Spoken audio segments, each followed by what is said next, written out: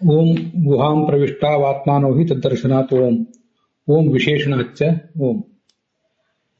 ಈ ಗುಹಾಧಿಕರಣಕ್ಕೆ ಸಂಬಂಧಿಸಿದಂತೆ ನಾವೀಗ ಮತತ್ರಯ ವಿಮರ್ಶವನ್ನ ನೋಡ್ತಾ ಇದ್ದೇವೆ. ತತ್ವವಾದಕ್ಕನುಸಾರವಾಗಿ ಅರ್ಥ ನೋಡಿದ್ದೇವೆ. ಮುಂದೆ ಶಾಂಕರ ಭಾಷ್ಯದಲ್ಲಿ ಅದರ ಅರ್ಥ ಮತ್ತೆ ಅದರ ಚಂದ್ರಿಕಾದಲ್ಲಿ ಅದರ ಬಂದ ವಿಮರ್ಶೆ ಅದನ್ನು ನೋಡಿದ್ದೇವೆ.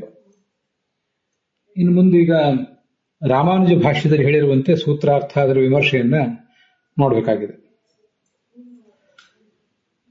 ರಾಮಾನುಜ ಭಾಷ್ಯದಲ್ಲೂ ಕೂಡ ಈ ಎರಡೂ ಸೂತ್ರಗಳನ್ನು ಶಾಂಕರ ಭಾಷ್ಯದಂತೆಯೇ ವ್ಯಾಖ್ಯಾನ ಮಾಡಿದ್ದಾರೆ. ಆದರೆ ಇದರಲ್ಲಿ ಅಧಿಕರಣದ ರಚನೆ ಮಾತ್ರ ಸ್ವಲ್ಪ ವ್ಯತ್ಯಸ್ತ ಆಗಿದೆ. ಈಗ ನಮಗೆ ಗೊತ್ತಿರುವಂತೆ ನಾವು ನೋಡ್ತಿರುವುದು ಗುಹಾಧಿಕರಣ. ಇದರ ಹಿಂದೆ ಬಂದದ್ದು ಸರ್ವಗತತ್ವಾಧಿಕರಣ, ಅತೃತ್ವಾಧಿಕರಣ. ಅದ್ರ ನಂತರ ಈಗ ಬಂದದ್ದು ಗುಹಾಧಿಕರಣ. ಈ ರಾಮಾನುಜ ಭಾಷ್ಯದಲ್ಲಿ ಮಾತ್ರ ಹಿಂದಿನ ಅಧಿಕರಣದ ಅಂದ್ರೆ ಅತೃತ್ವಾಧಿಕರಣದ 2 ಸೂತ್ರ, ಈ ಅಧಿಕರಣದ 2 ಸೂತ್ರ ಎಲ್ಲ ಸೇರಿಸಿ ಒಟ್ಟು ಒಂದು ಅಧಿಕರಣ ಅಂತ ಪರಿಗಣನೆ ಮಾಡಿದ್ದಾರೆ. ಇದೊಂದು ನಮಗೆ ವಿಷಯ ಗೊತ್ತಿರಬೇಕು. ಅಧಿಕರಣ ಅಂದ್ರೆ ಒಂದು ರೀತಿಯ ಅಧ್ಯಾಯ ಅಂತ ಅರ್ಥ. ಅಧ್ಯಾಯ ಅಥವಾ ಸರ್ಗ, ಚಾಪ್ಟರ್ ಅಂತ ಅರ್ಥ. ಅಧಿಕರಣಗಳನ್ನ ವೇದವ್ಯಾಸರು ರಚನೆ ಮಾಡಲಿಲ್ಲ, ಮತ್ತೆ ಆಚಾರ್ಯರು ಕೂಡ ಅಧಿಕರಣ ಅಂತೇನು ಹೇಳಿಲ್ಲ, ಮಧ್ವಾಚಾರ್ಯರು ಕೂಡ. ರಾಮಾನುಜ ಭಾಷ್ಯದಲ್ಲಿ, ಶಾಂಕರ ಭಾಷ್ಯದಲ್ಲಿ ಭಾಷ್ಯಕಾರರು ಅಧಿಕರಣಗಳನ್ನು ಹೇಳಿದ್ದಾರೋ ಇಲ್ಲವೋ ನನಗೇನು ಗೊತ್ತಿಲ್ಲ. ಅದೇನೇ ಇರಲಿ, ಅಂತೂ ಮುಂದಿನವರು ಆ ಭಾಷ್ಯಗಳಿಗೆ ಟೀಕಾ ಬರೆದವರು, ತತ್ವ ಪ್ರದೀಪಕಾರರು, ತತ್ವ ಪ್ರಕಾಶಿಕಾಕಾರರು, ಇವರೆಲ್ಲ ಅಧಿಕರಣ ರೀತಿಯಿಂದ ಇವುಗಳನ್ನು ವಿಭಾಗ ಮಾಡ್ತಾರೆ. ಅಧಿಕರಣ ಅಂದ್ರೆ ಏನ್ ಹಾಗಾದ್ರೆ ಒಂದು ಸಮಾನವಾದ ವಿಷಯ ಎಲ್ಲಿ ಪ್ರತಿಪಾದಿತ ಆಗಿರ್ತದೋ ಅದನ್ನ ಒಂದು ಅಧಿಕರಣ ಅಂತ ಅನ್ನೋದು. ಹಾಗೇನೆ ಸರ್ಗ, ಅಧ್ಯಾಯ ಅವು ಎಲ್ಲ ಕೂಡ ಹಾಗೇನೆ ಬೇರೆ ಬೇರೆ ಗ್ರಂಥಗಳಲ್ಲಿ.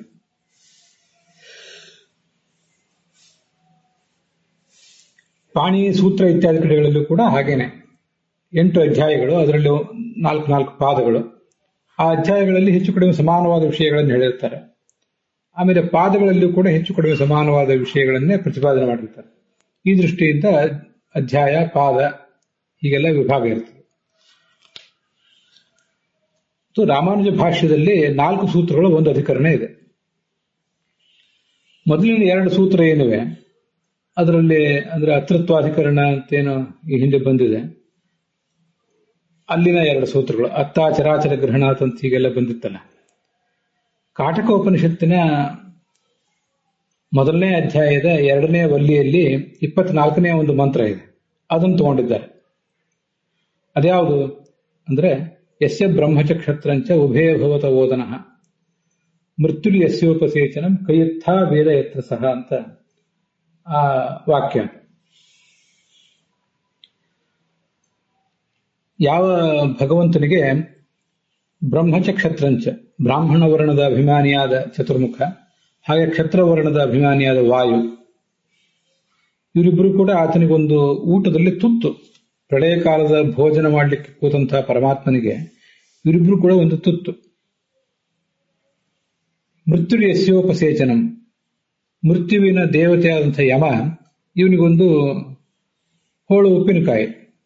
ಕೈತ್ಥ ವೇದ ಯತ್ರ ಸಹ, ಅಂಥ ಭಗವಂತ ಎಲ್ಲಿದ್ದಾನೆ, ಏನು ಮಾಡ್ತಾನೆ ಅನ್ನೋದನ್ನ ಕಹ ವೇದ, ಯಾರು ತಿಳಿದಿದ್ದಾರೆ, ಅವನ ಬಗ್ಗೆ ಪೂರ್ಣವಾದ ಜ್ಞಾನ ಯಾರಿಗಿದೆ ಅಂತ ಅದು ಅಲ್ಲಿ ಬಂದಿರುವಂಥ ವಾಕ್ಯ ಕಾಟಕೋಪನಿಷತ್ತಲ್ಲಿ. ಅದು ಅಲ್ಲಿ ವಿಷಯ ವಾಕ್ಯ. ವಿಷಯ ವಾಕ್ಯ ಅಂದ್ರೆ ನಮ್ಗೆ ಗೊತ್ತಿದೆ. ಯಾವ ವೇದ ವಾಕ್ಯವನ್ನ ತಗೊಂಡು ಅದ್ರ ಬಗ್ಗೆ ಇರುವಂತಹ ಗೊಂದಲವನ್ನ ಪರಿಹಾರ ಮಾಡಲಿಕ್ಕಾಗಿ ಕೆಲವು ಸೂತ್ರ ಅಧಿಕರಣ ಹೊರಟಿರ್ತಾವೋ ಅದನ್ನು ವಿಷಯ ವಾಕ್ಯ ಅಂತ ಕರೀತಾರೆ. ವಿಷಯವನ್ನು ಪ್ರತಿಪಾದನೆ ಮಾಡುವ ವಾಕ್ಯ ಅಂತ ಅದರ ತಾತ್ಪರ್ಯ ಆಗ್ತದೆ. ಹೀಗೆ ವಿಷಯ ವಾಕ್ಯ ಅಂದ್ರೆ ಅದು ಅಭಿಪ್ರಾಯ. ಆಮೇಲೆ ಇದು ಮೊದಲಿನ ಅತೃತ್ವಾಧಿಕರಣದ 2 ಸೂತ್ರಗಳ ಬಗ್ಗೆ ಆಯಿತು. ಮುಂದಿನ ಗುಹಾಧಿಕರಣದ 2 ಸೂತ್ರಗಳೇನಿವೆ, ಈಗ ಗುಹಾಂ ಪ್ರವಿಷ್ಟಾವಾತ್ಮಾನು ಮತ್ತೆ ವಿಶೇಷಣಾಚ ಅನ್ನೋ ಸೂತ್ರ, ಇವೆರಡು ಸೂತ್ರಗಳಿಗೆ ಅದೇ ಕಾಟಿಕೋಪನಿಷತ್ತಿನ 1ನೇ ಅಧ್ಯಾಯದ 3ನೇ ವಲ್ಲಿ, ಅದು ವಲ್ಲಿ ಅಂತ ವಿಭಾಗ ಮಾಡಿರ್ತಾರೆ ಕೆಲವು ಕಡೆ. ಅಲ್ಲಿ ಋತಂ ಪಿಬಂತೋ ಸುಕೃತಸ್ಯ ಲೋಕೆ ಗುಹಾಂ ಪ್ರವಿಷ್ಟೋ ಪರಮೇ ಪರಾರ್ಧೆ ಛಾಯಾತಪೋ ಬ್ರಹ್ಮವಿದೋ ವದಂತಿ ಪಂಚಾಗ್ನೇಯೋ ಯೇ ಚಿತ್ರಣಾಚಿಕೇತಾಹ ಅನ್ನುವ ಒಂದು ಮಂತ್ರ ವಿಷಯವಾಕ್ಯ. ಹೀಗೆ ವಿಷಯವಾಕ್ಯ ಬೇರೆ ಬೇರೆ ಆದ್ರಿಂದ ಅಧಿಕರಣವೂ ಕೂಡ ಬೇರೆ ಬೇರೆ ಆಗಬೇಕು ಅಂತ ನಮ್ಮ ಅಭಿಪ್ರಾಯ. ಆದರೆ ರಾಮಾನುಜ ಭಾಷ್ಯದಲ್ಲಿ ಹಾಗೆ ಮಾಡಿದ್ದಾರೆ. ಇರ್ಲಿ ಅಂತೂ ಅಲ್ಲಿರೋದು ಗೊತ್ತಿರಬೇಕು ಅಂತ ನಾವು ಇದನ್ನು ನೋಡ್ತಿದ್ದೇವೆ ಅಷ್ಟೆ. ಆದರೆ 2 ಅಧಿಕರಣಗಳು ಕೂಡ ಒಂದರ ನಂತರ ಒಂದು ಬಂದಿವೆ. ಅಲ್ಲಿರುವಂತಹ ವಿಷಯವೂ ಕೂಡ ಪೂರಕವಾಗಿವೆ. ಆದ್ರಿಂದ ನಾವು ಅದನ್ನ ಒಂದೇ ಅಧಿಕರಣ ಅಂತ ಹೇಳಿದ್ದೀವಿ ಅಂತ ಅವರು ಸಮರ್ಥನೆ ಮಾಡ್ತಾರೆ. ಇಲ್ಲಿ ಅಧಿಕರಣಗಳು, ಇಲ್ಲೊಂದು ಅಧಿಕರಣ ಬಂದಿದೆ, ಇನ್ನೊಂದು 2-4 ಅಧಿಕರಣದ ನಂತರ ಮತ್ತೊಂದು ಯಾವುದೋ ಅಧಿಕರಣ ಬಂದಿದೆ. ಹಾಗಿದ್ದಾಗ ಇಲ್ಲಿ ಬಂದಿರುವ ಅಧಿಕರಣವನ್ನು ಇನ್ನ 7ನೇ ಅಧಿಕರಣದ ನಂತರ ಬಂದಿರುವಂತಹ ಮತ್ತೊಂದು ಅಧಿಕರಣವನ್ನು ಸೇರಿಸಿ ಒಂದು ಅಧಿಕರಣ ಅಂತ ನಾವು, ಅಂದ್ರೆ ರಾಮಾನುಜ ಭಾಷ್ಯದ ಅನುಸಾರಿಗಳು ಹೇಳ್ತಾ ಇಲ್ಲ. ಒಂದಾದ ನಂತರ ಒಂದು ಬಂದಿರುವ ಅಧಿಕರಣಗಳನ್ನೇ ಒಟ್ಟು ಮಾಡಿದ್ದೇವೆ ಅಷ್ಟೇ. ಅಧಿಕರಣಗಳು ಬೇರೆ ಆಗ್ಬೇಕಂತ ಏನಿಲ್ಲ, ಒಂದರ ನಂತರ ಒಂದು ಬಂದಿವೆ, ಅಲ್ಲಿ ಬಂದಿರುವ ವಿಷಯಗಳು ಕೂಡ ಪರಸ್ಪರ ಪೂರಕವಾಗಿವೆ. ಆದ್ರಿಂದ ಒಂದು ಅಧಿಕರಣ ಅಂತ ಹೇಳಿದ್ದೇವೆ. ಋತಂ ಪಿಬಂತವು ಅಂತೇನು ಮುಂದಿನ ವಾಕ್ಯ ಇದೆ, ಅಲ್ಲಿ ಬುದ್ಧಿ ಮತ್ತು ಜೀವರ ಬಗ್ಗೆ ಪ್ರಸ್ತಾವ ಇದೆ. ಶಾಂಕರ ಭಾಷ್ಯದಲ್ಲೂ ಕೂಡ ಬುದ್ಧಿ ಮತ್ತು ಜೀವರ ಬಗ್ಗೆನೇ ವರ್ಣನೆ ಬಂದಿತ್ತು. ಈಗ ರಾಮಾನುಜ ಭಾಷ್ಯದಲ್ಲೂ ಕೂಡ ಬುದ್ಧಿ ಮತ್ತು ಜೀವರ ಬಗ್ಗೆನೇ ಪ್ರಸ್ತಾವ ಬಂದಿದೆ. ಆದ್ರಿಂದ ಅದ್ರ ಹಿಂದೆ ಬಂದಿರುವಂತಹ ಯಸ್ಯ ಬ್ರಹ್ಮಚ ಕ್ಷತ್ರಂಚ ಅಂತೇನೋ ಮಾತಿದೆ, ಅದು ಕೂಡ ಈ ಜೀವನನ್ನೇ ಪ್ರತಿಪಾದನೆ ಮಾಡಬೇಕು. ನಾನು ಬ್ರಾಹ್ಮಣ ವರ್ಣದ ಅಭಿಮಾನಿ, ಕ್ಷತ್ರ ವರ್ಣದ ಅಭಿಮಾನಿ ಅಂತ ಏನು ಅರ್ಥ ಹೇಳಿದೆ, ತತ್ವವಾದಕ್ಕನುಸಾರವಾಗಿ ಅರ್ಥ ಹೇಳಿದೆ. ಈಗ ನಾವು ನೋಡ್ತಿರುವುದು ಅವ್ರೇನು ಹೇಳಿದ್ದಾರೆ ಅಂತ ಅನ್ನೋದನ್ನು. ಅವ್ರದಲ್ಲಿ ಪೂರ್ವ ಪಕ್ಷ ಸಿದ್ಧಾಂತ ಎಲ್ಲ ಇರ್ತವೆ, ಅದನ್ನು ನೋಡ್ತಿದ್ದೇವೆ ಅಷ್ಟೇ. ಆದ್ರಿಂದ ಯಸ್ಯ ಬ್ರಹ್ಮಚ ಕ್ಷತ್ರಂಚ ಅನ್ನೋ ಈ ವಾಕ್ಯವು ಕೂಡ ಜೀವನನ್ನೇ ಹೇಳಬೇಕು, ಬ್ರಹ್ಮನ ಬಗ್ಗೆ ಹೇಳಬಾರದು. ಯಾಕೆಂದ್ರೆ ಇದು ಜೀವಾತ್ಮನ ಕುರಿತ ಪ್ರಕರಣ ಇದೆ, ಇದಿಷ್ಟು ಪ್ರಕರಣ. ಹೀಗೆ ಇದು ಜೀವಾತ್ಮನ ಕುರಿತು ಪ್ರಕರಣ. ಅದು ಒಂದು ವಾಕ್ಯ ಬ್ರಹ್ಮಪರ ಆಗಬೇಕಾದ್ರೆ, ಬ್ರಹ್ಮನನ್ನು ಪ್ರತಿಪಾದನೆ ಮಾಡಬೇಕಾದ್ರೆ 2 ವಾಕ್ಯಗಳು ಕೂಡ ಜೀವಪರ ಅಲ್ಲ ಬ್ರಹ್ಮಪರ ಅಂತ ಪ್ರತಿಪಾದನೆ ಮಾಡಬೇಕಾಗ್ತದೆ. ಹೀಗೆಲ್ಲ ಬೇರೆ ಬೇರೆ ತರದ ಪ್ರತಿಪಾದನೆ ಇದ್ರೆ, ಪ್ರತಿಪಾದನೆಗೆ ಒಂದು ಹಿನ್ನೆಲೆ ಇದ್ರೆ, ಆವಾಗ ಅದನ್ನ ನಾವು ಬ್ರಹ್ಮಪರವೋ ಜೀವಪರವೋ ಅಂತ ತೀರ್ಮಾನ ಮಾಡ್ಲಿಕ್ಕೆ ಬರ್ತದೆ. ಆದ್ರಿಂದ ಪರಸ್ಪರ ಸಂಬಂಧಪಡುವಂತಹ ಈ 2 ವಿಷಯಗಳು ಕೂಡ ಒಂದೇ ಅಧಿಕರಣಕ್ಕೆ ಸೇರಿವೆ ಅಂತ ಹೀಗೆ ರಾಮಾನುಜ ಭಾಷ್ಯದಲ್ಲಿ ಸಮರ್ಥನೆ ಮಾಡಿದ್ದಾರೆ. ಈ ನೋಡಿ, ಅಂತೂ ಅವರು ಇದು ನಾನು ಅಲ್ಲಿ ಏನಿದೆ ಅದನ್ನು ಹೇಳ್ತಿದ್ದೇನೆ. ಮೂಲ ರಾಮಾನುಜ ಭಾಷ್ಯ ನಾನೇನು ತೆಗೆದು ನೋಡಿರೋದಿಲ್ಲ. ಕೆಲವು ಕಡೆ ಅವ್ರು ಏನ್ ಹೇಳಿದ್ದಾರೆ ಅಂತ ನಾವು ತೆಗೆದು ನೋಡಿದ್ರೆ ಮಾತ್ರ ಸ್ಪಷ್ಟತೆ ಸಿಗ್ತದೆ. ಅದನ್ನು ಅನುವಾದ ಮಾಡಿದವರು ನಮಗೇನು ತಿಳಿಸ್ಕೊಟ್ಟಿರ್ತಾರೆ ಅದರಿಂದ ಸ್ಪಷ್ಟತೆ ಸಿಗ್ತಿರೋದಿಲ್ಲ. ಈಗ ಜೀವಾತ್ಮನ ಕುರಿತು ಪ್ರಕರಣವೋ ಹಾಗಾದ್ರೆ ಪರಮಾತ್ಮನ ಕುರಿತು ಪ್ರಕರಣವೋ ಅಂತನ್ನೋದು ಇಲ್ಲಿ ಈ ಅನುವಾದದಲ್ಲಿ ನನಗೆ ಸ್ಪಷ್ಟ ಆಗಿಲ್ಲ. ಆದ್ರಿಂದ ಅದ್ರ ಬಗ್ಗೆ ನಾವೇನು ಹೆಚ್ಚು ತಲೆಗೆಡಿಸ್ಕೊಳ್ಳೋದಿಲ್ಲ. ಕೆಲವು ಕಡೆ ಎಲ್ಲಿ ಸ್ಪಷ್ಟತೆ ಇರುತ್ತೆ ಅಲ್ಲಿ ತಿಳ್ಕೊತೀವಿ, ಇಲ್ಲಿ ಹೋದ್ರೆ ಬಿಟ್ಟು ಬಿಡ್ತೀವಿ ಅಷ್ಟೇ. ಅಂತೂ ಅಲ್ಲಿದ್ದನ್ನು ನಾವು ನೋಡ್ತಾ ಹೋಗಿರ್ತೇವೆ. ಕೆಲವು ಅಸ್ಪಷ್ಟತೆಗಳಿದ್ರೆ ಅದಕ್ಕೆ ಈಗ ಸದ್ಯ ನಾವು ಪರಿಹಾರ ಮಾಡ್ಕೊಳ್ಳಿಕ್ಕೆ ಆಗೋದಿಲ್ಲ. ನಾವು ಮಾಧ್ವ ಭಾಷ್ಯ, ಬ್ರಹ್ಮಸೂತ್ರಗಳಿಗೆ ಸಂಬಂಧಪಟ್ಟಂತೆ ಮಾಧ್ವ ಭಾಷ್ಯ ನೋಡುವುದಲ್ಲದೇನೆ ಇಷ್ಟೇ ಆಳವಾಗಿ ಶಾಂಕರ ಭಾಷ್ಯ, ರಾಮಾನುಜ ಭಾಷ್ಯ ನೋಡಿದಾಗ ಮಾತ್ರ ಅದು ಅವ್ರು ಏನ್ ಹೇಳ್ತಾರೆ ಅನ್ನೋದು ಪೂರ್ಣ ಸ್ಪಷ್ಟ ಆಗ್ಲಿಕ್ಕೆ ಸಾಧ್ಯ. ಅದನ್ನು ಓದಿದವರು ಅನುವಾದ ಮಾಡಿದ್ದನ್ನ ನಾವು ಓದಿದ್ರೆ ನಮಗೆ ಆ ಸ್ಪಷ್ಟತೆ ಬರೋದಿಲ್ಲ ಯಾವತ್ತೂ ಕೂಡ. ಈಗ ಸದ್ಯ ಮತತ್ರಯ ವಿಮರ್ಶದ ಕುರಿತಾಗಿ ನಾನು ಮಾಡ್ತಿರೋ ಪಾಠಕ್ಕೊಂದು ಈಗೊಂದು ಇತಿಮಿತಿ ಇದೆ. ಅದನ್ನ ನಾವು ನೀವು ಎಲ್ಲರೂ ಕೂಡ ಸ್ವಲ್ಪ ಹೊಂದಾಣಿಕೆ ಮಾಡ್ಕೊಳ್ಬೇಕಷ್ಟೇ, ಬೇರೆ ಏನೋ ಮಾರ್ಗ ಇಲ್ಲ. ಪ್ರಾಯ ಜೀವಪರ ಅಂತನ್ನೋದು ಪೂರ್ವಪಕ್ಷ, ಬ್ರಹ್ಮಪರ ಅಂತನ್ನೋದು ಸಿದ್ಧಾಂತ. ಅದ್ವೈತದಲ್ಲಿ ಹೇಗೆ ಬಂದಿತ್ತಲ್ಲ ಹಾಗೇನೆ ಜೀವಪರ ಅಂತನ್ನೋದು ಪೂರ್ವಪಕ್ಷ, ಬ್ರಹ್ಮಪರ ಅಂತನ್ನೋದು ಸಿದ್ಧಾಂತ. ಅದನ್ನ ನಾವಿಲ್ಲಿ ಅರ್ಥ ಮಾಡ್ಕೋಬಹುದು ಒಂದು ಅಂದಾಜಿನಲ್ಲಿ. ಆದ್ರೂ ಇದರ ಸ್ವಲ್ಪ ಅಸ್ಪಷ್ಟತೆ ಉಳಿದ್ರೆ ಅದಕ್ಕೆ ನಮ್ಗೆ ಈಗ ಪರಿಹಾರ ಇಲ್ಲ ಶ್ರೋತೃಗಳಿಗೆ ಅಂತ ಅದರ ತಾತ್ಪರ್ಯ. ಅಧಿಕರಣ ಭಿನ್ನ ಭಿನ್ನ ಅಂತ ಏನು ವಿಷಯ ಬಂತಲ್ಲ, ಅಥವಾ ಅಧಿಕರಣ ಒಂದೇ ಅಂತ ವಿಷಯ ಬಂತಲ್ಲ, ಇಲ್ಲಿಯೂ ಕೂಡ ಕೆಲವು ಸರಿ ನಮ್ಮ ಪರಂಪರೆಯಲ್ಲೇನೆ ತ್ರಿವಿಕ್ರಮ ಪಂಡಿತರು ಅದನ್ನು ಒಂದೇ ಅಧಿಕರಣ ಅಂತ ಹೇಳಿರ್ತಾರೆ, ಜಯತೀರ್ಥರು ಅದನ್ನ 2 ಅಧಿಕರಣ ಅಂತ ಹೇಳಿರ್ತಾರೆ.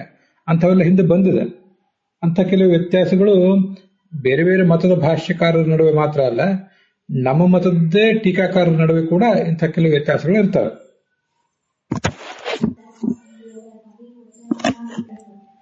ರಾಮಾನುಜ ಭಾಷ್ಯಕ್ಕೆ ಏನು ಚಂದ್ರಿಕಾದಲ್ಲಿ ವಿಮರ್ಶೆ ಮಾಡಿದ್ದಾರೆ ಅನ್ನೋದನ್ನು ನೋಡಬೇಕು. ಯಸ್ಯ ಬ್ರಹ್ಮಚ ಕ್ಷತ್ರಂಚ ಅಂತ 2ನೇ ವಲ್ಲಿಯಲ್ಲಿ ಬಂದಿರುವಂತಹ 25ನೇ ಮಂತ್ರ, ಅದನ್ನ ವಿಷಯ ವಾಕ್ಯವನ್ನಾಗಿ ತಗೊಂಡಿದ್ದಾರೆ. ಆ ವಾಕ್ಯ ಬ್ರಹ್ಮಪರ ಅಂತ ಸಮರ್ಥನೆ ಮಾಡಿದ್ದಾರೆ. ಮುಂದೆ ಪ್ರಕರಣಾಚ್ಯ ಅಂತ ಮುಂದೆ ಸೂತ್ರ ಇದೆ. ಇಲ್ಲಿ ನೋಡಿ, ಅಲ್ಲಿ ವಿಷಯ ವಾಕ್ಯ ಅಂತ ಅದನ್ನು ತಗೊಂಡು ಅದು ಜೀವಪರ ಅಂತ ಯಾರಾದ್ರು ಪೂರ್ವಪಕ್ಷ ಮಾಡಿದ್ರೆ ಅದು ಜೀವಪರ ಅಲ್ಲ ಬ್ರಹ್ಮಪರ ಅಂತ ಸಮರ್ಥನೆ ಮಾಡಬೇಕಾಗಿದೆ ರಾಮಾನುಜಾಚಾರ್ಯರಿಗೆ. ಆದ್ರಿಂದ ಜೀವಪರ ಅಂತ ಅನ್ನೋದು ಪೂರ್ವಪಕ್ಷ, ಬ್ರಹ್ಮಪರ ಅಂತ ಸಿದ್ಧಾಂತ ಅಂತ ಈಗ ನಾವು ಊಹೆ ಮಾಡಬಹುದು. ಅದು ಬ್ರಹ್ಮಪರ ಅಂತ ಸಮರ್ಥನೆ ಮಾಡ್ಲಿಕ್ಕೋಸ್ಕರ ಪ್ರಕರಣಾಚ್ಯ ಅನ್ನೋ 2ನೇ ಸೂತ್ರ ತಗೊಂಡಿದ್ದಾರೆ. ಪ್ರಕರಣಾಚ್ಯ ಅನ್ನೋ 2ನೇ ಸೂತ್ರ ಅಂದ್ರೆ ಹಿಂದಿನ ಅಧಿಕರಣದ 2ನೇ ಸೂತ್ರ. ಅದಂತ ಪ್ರಕರಣ ಇದು ಬ್ರಹ್ಮನ ಪ್ರಕರಣ ಆದ್ರಿಂದ ನೀವು ಜೀವನ ಪ್ರತಿಪಾದಿತ ಆಗಿದ್ದಾನೆ ಅಂತ ಹೇಳಬಾರದು ಅಂತ ಅದರ ತಾತ್ಪರ್ಯ. ಇನ್ನ ದ್ವಿತೀಯವಲ್ಲಿ, ಕಟಕೋಪನಿಷತ್ತಿನ ದ್ವಿತೀಯವಲ್ಲಿಯಲ್ಲಿ 22ನೇ ಮಂತ್ರ ಏನಿದೆ, ಮಹಾಂತಂ ವಿಭಮಾತ್ಮಾನಂ ಮತ್ವಾ ಧೀರೋ ನ ಶೋಚತಿ ಅಂತ. ಈ ಯಾವ ಒಂದು ಪರತತ್ವ ಅದು ಮಹಾನ್ ಆಗಿದೆ, ಋಭು ಅಂದ್ರೆ ಜ್ಞಾನಿ ಆಗಿದೆ, ಸರ್ವಜ್ಞ ಆಗಿದೆ.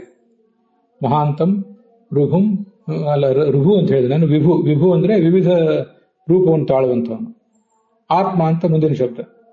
ಅಂಥವನನ್ನ ತಿಳಿದ್ರೆ ಧೀರ ನ ಶೋಚತಿ, ಜ್ಞಾನಿ ಆದವನಿಗೆ ದುಃಖ ಬರೋದಿಲ್ಲ ಅಂತ ಹೀಗಿದು ಮಾತು ಬಂದಿದೆ. ಇದು ಸ್ಪಷ್ಟವಾಗಿ ಗೊತ್ತಾಗುವಂತೆ ಬ್ರಹ್ಮಪರ ಆಗಿದೆ.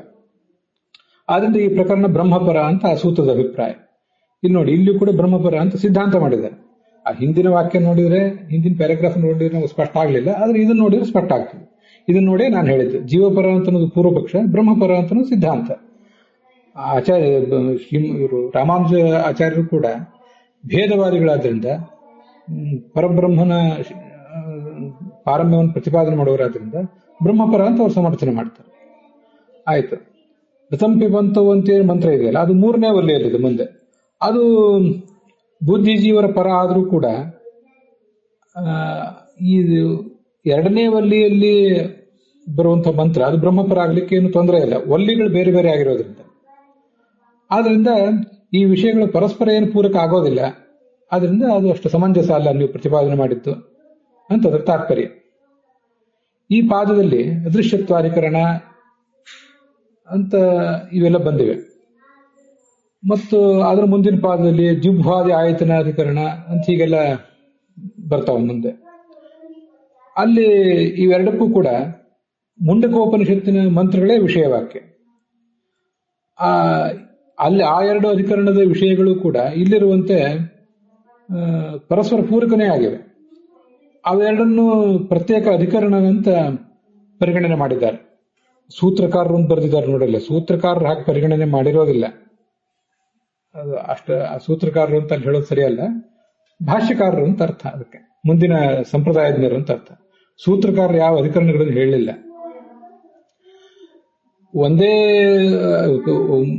ಮುಂಡಕೋಪನಿಷತ್ತಿನ ಮಾತಿನೇ, ಮುಂಡಕೋಪನಿಷತ್ತಿನ ಮಂತ್ರಗಳೇ ವಿಷಯವಾಕ್ಯ. ಆದ್ರೆ ಆ 2 ಅಧಿಕರಣದಲ್ಲಿಯೂ ಪರಸ್ಪರ ಪೂರಕತೆಯೂ ಇದೆ. ಮತ್ತೆ ಆದ್ರೆ ಅವೆರಡನ್ನು ಪ್ರತ್ಯೇಕ ಅಧಿಕರಣ ಅಂತ ನೀವು ಪರಿಗಣನೆ ಮಾಡ್ತೀರಿ. ಇದನ್ನು ನೀವು ಭಾಷ್ಯಕಾರರು ಪರಿಗಣನೆ ಮಾಡ್ತೀರಿ, ರಾಮಾನುಜ ಭಾಷ್ಯಕಾರರು ರಾಮಾನುಜ ಸಂಪ್ರದಾಯದ ಪರಿಗಣನೆ ಮಾಡ್ತೀರಿ ಅಂತ ಅದ್ರ ತಾತ್ಪರ್ಯ. ಯಾವ್ದಾವ್ದನ್ನ ಅದೃಶ್ಯತ್ವಾಧಿಕರಣ ಮತ್ತು ದುಗ್ವಾಧ್ಯಾಯತನಾಧಿಕರಣ. ಅಲ್ಲಿ ಅಧಿಕರಣ 2 ಪರಿಗಣನೆ ಮಾಡಿದವರು ಇಲ್ಲಿ ವಿಷಯವಾಕ್ಯ ಭಿನ್ನ ಆದ್ರಿಂದ ಅಧಿಕರಣಗಳನ್ನು ಪ್ರತ್ಯೇಕ ಅಂತ ಹೇಳುವುದೇ ಉಚಿತ ಅನಿಸ್ತದೆ. ನೀವು ಅದನ್ನು ಒಂದೇ ಅಧಿಕರಣ ಅಂತ ಹೇಳಬಾರದು, ಪ್ರತ್ಯೇಕ ಅಧಿಕರಣಗಳು ಅಂತಾನೆ ಹೇಳಬೇಕು ಅಂತ ಅದ್ರ ತಾತ್ಪರ್ಯ. ಅಲ್ಲಿಗೆ ಇವತ್ತಿನ ಈ ಭಾಗ ಸಮಾಪ್ತ ಆಗಿದೆ.